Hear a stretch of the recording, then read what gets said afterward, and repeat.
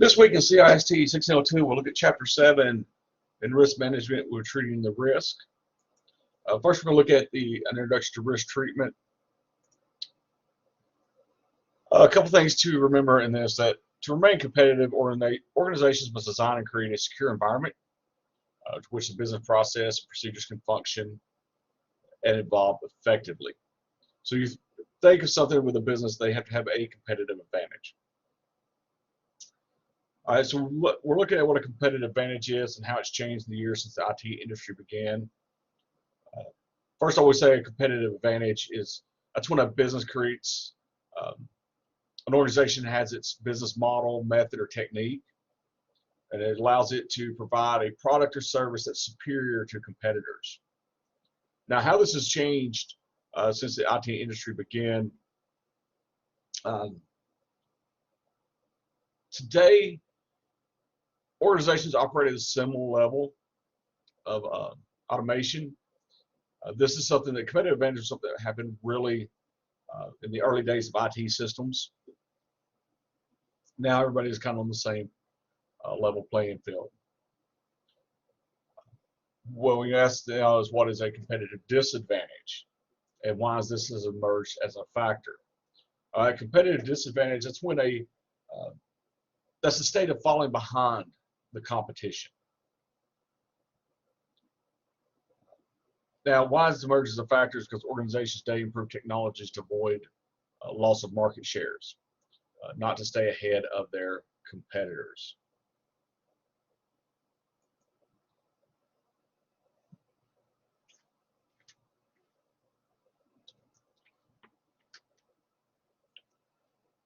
So you must treat risk that is deemed unacceptable when it exceeds the risk appetite. So the treatment of risk begins by understanding of what risk treatment strategies are and how to formulate them. So when we go through this, so after the risk management process team has identified, analyzed, and evaluated the level of risk, inheritance information assets, which is its risk assessment. After that, it's going to start looking at how can we mitigate those risks. What is the acceptable risk versus too much risk?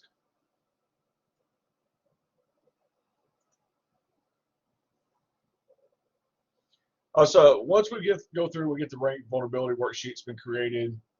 We've got 5 basic strategies that must be chosen to control risk: defense, transference, mitigation, acceptance, and termination. When we talk about defense, that's the risk treatment strategy. That's the application of safeguards that's going to eliminate or reduce the remaining uncontrolled risk. Transference is the risk treatment strategy of shifting the risk to other areas or outside organizations, outside entities. Mitigation, that's the reduction of the risk impact after a successful attack by preparing for its occurrence and the immediate actions needed to deal with the consequences of the attack. The risk treatment strategy of acceptance is understanding of the consequences and acknowledgments of the risk by the proper level of authority without any attempt to control that risk, that vulnerability. Termination, that's what the termination is: a risk treatment strategy. It's going to eliminate all the risk associated with the information asset because it's going to remove that asset from service. Now, we do have residual risk. That's the leftover risk that's not completely removed, shifted, or included in the planning as well, that we have to take into consideration. The defense risk treatment, that is the preferred approach. This will sometimes be called avoidance. And we do have 3 common approaches for the method of risk defense. This will be the application of policy, the application of set of programs, which is the training, education, and also the implementation of technology.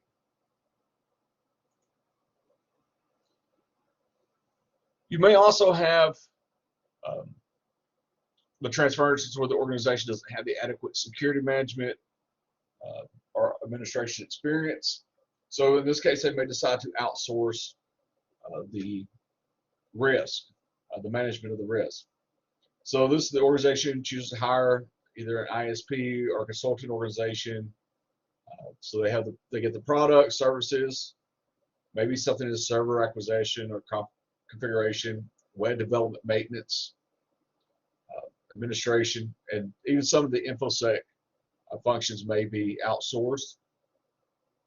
So now you're transferring the risks associated with managing these systems to an organization that has the experience with those risks. You can also use outsourcing to shift the responsibility for disaster recovery, and you can do this through service level agreements. Now, when you've got a service level agreement, that's the key to effective transference risk control strategy, is make sure you have the effective service level agreement. So 4 steps you should take when creating a successful service level agreement. 1, you want to determine the objectives. What are you trying to accomplish by this agreement? You define your requirements, setting your measurements to judge whether the agreement is effective, and then establish accountability for the agreement.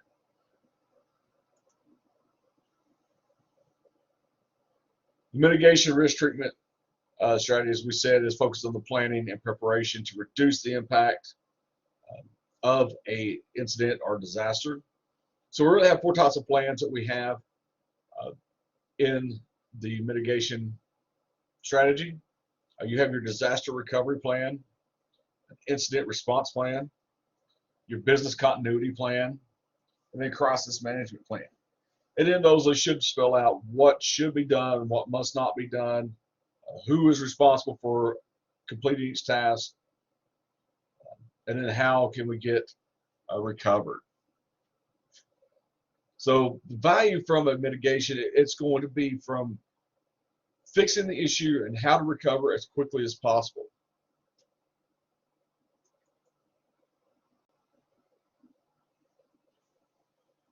The acceptance risk treatment strategies we said is you do nothing more beyond the current level of protection. And so you just accept the outcome from any resulting exploitation of the vulnerability. This is where you look and say, okay, it's maybe the cost of that asset is not, you can't justify the cost to protect that asset versus the value of the asset itself. So what conditions must be met to ensure that the risk acceptance has been used properly?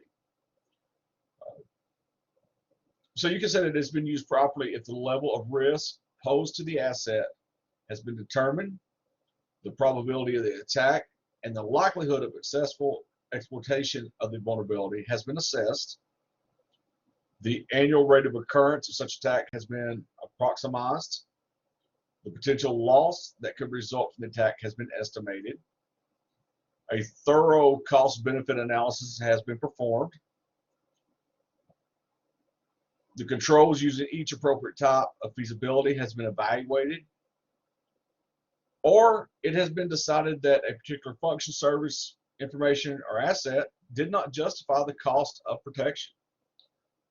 When you have met those, you can assume that the risk acceptance has been used properly. So with termination, this one is based on the organization's intentional choice not to protect an asset. Here, however, the organization does not wish the information asset to remain at risk, so it's going to remove it from the environment that represents the risk.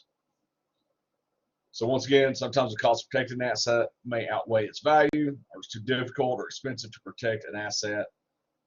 So once again, compared to the value or advantage the asset offers the company. So the company would just remove the asset. So next we'll look at managing risk. All right, so risk appetite. That's the amount of risk an organization is willing to accept as it evaluates the trade-off between perfect security and unlimited accessibility. Now, this risk appetite is going to vary from organization to organization because of the difference in their size, their budgets, culture, and the value that's been placed on certain assets. Once again, keep in mind that the goal of InfoSec is not to bring a residual risk to zero, but rather to bring it in line with the organization's risk appetite. Now, once you put in a control strategy has been implemented, you need to make sure that it's very important to continue to monitor and measuring the controls of that strategy. This lets you determine the effectiveness of the need, and be aware of the need of documented control strategies for each asset threat pair.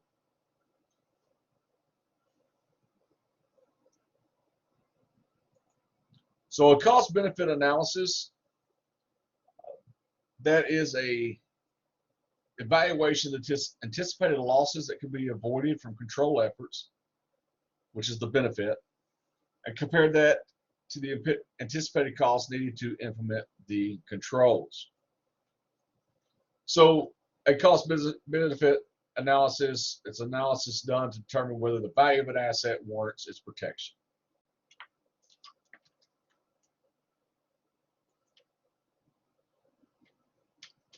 When we talk about single loss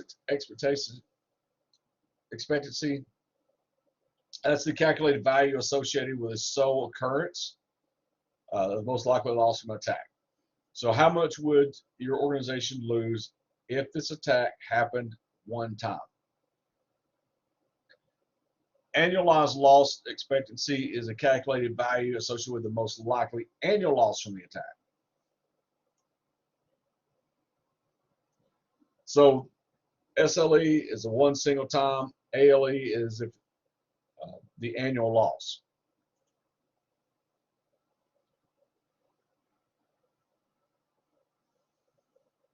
One of the things we look at is the annualized rate of occurrence. That's the probability of a threat occurring, and it's going to be depicted as a table that indicates how frequently an attack from each threat type is likely to occur within a given time. Now, the AROs indicate how often you expect a single type of attack to occur. And when we calculate our ALE, it's typically going to be expressed as the SLE times the ARO. So the annual loss expectancy is equal to the single loss expectancy times the annual rate of occurrence. Okay, so how many times that single attack is going to occur a year, that's going to give you your annual loss. Some other methods of establishing feasibility, organizational feasibility analysis. This examines which InfoSec programs will contribute to efficiency, effectiveness, and overall operations of an organization. You should understand that organizational feasibility analysis compares a control approach with an organizational strategic objectives. The operational feasibility analysis, this is described as involving acceptance and support by users and management, as well as a system compatibility with requirements maybe put forth by stakeholders. This is also going to be known as behavioral feasibility.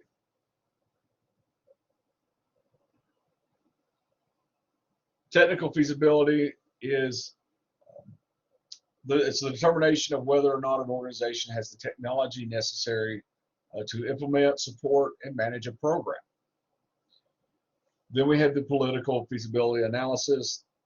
It determines what can and cannot occur based on the consensus and relationships among the community's interest within an organization.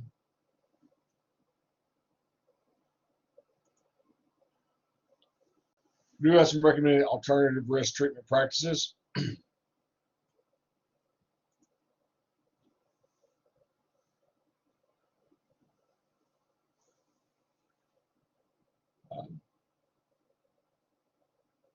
One of the things is that we have the issue of valuing information assets and the dynamic nature of the ALE calculations. So organizations look for more straightforward methods to implementing controls. So as they're going through and looking for the different types of controls for specific information asset vulnerability. One of the things we can look at is a quantitative risk assessment. This can be used instead of the actual values or the estimates used for quantitative measures. So these assessments are useful in an organization that cannot determine the actual values. Microsoft also has its own risk management approach. So Microsoft defines risk as the probability of a vulnerability being exploited in the current environment, leading to a degree of loss of confidentiality, integrity, or availability of an asset. So Microsoft has 4 phases in the security management approach. It has the assessing risk, conducting decision support, implementing controls, and measuring the program effectiveness.